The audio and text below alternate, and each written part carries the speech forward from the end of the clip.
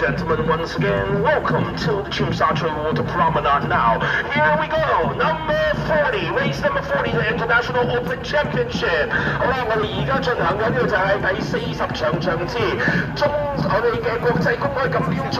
哇！即刻就太介紹啦，因為我哋太快啦。最近岸嘅第一線道來自中山市石岐龍舟隊，第二線廣州白雲人和龍舟隊，第三線泰國龍舟隊，第四線中華台北嘅花蓮龍舟隊，第五線中國順德樂從羅浮宮龍舟隊，第六線深圳市龍舟隊，第七線中國澳門代表隊，第八線惠州市嘉樂龍舟隊，第九線菲律賓龍舟總會。哇！嚟到最後紅色浮標衝線嘅嘞喎，第五線隊嘅中國順德隊仍然帶頭，第二線過後花蓮龍舟隊一路從後追緊上嚟，仲有後面泰國龍舟隊咧都喺第三名追緊上嚟，睇下可唔可以追得到啦？似乎就唔夠距離啦，結果應該就係第五、第四同埋第三線啦。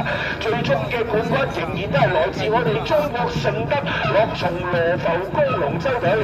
不過有兩支今次來自我哋香港以外嘅海外隊伍，包括咗中華台北嘅花蓮龍舟隊，仲有來自泰國嘅代表隊，實力都係幾高效啊！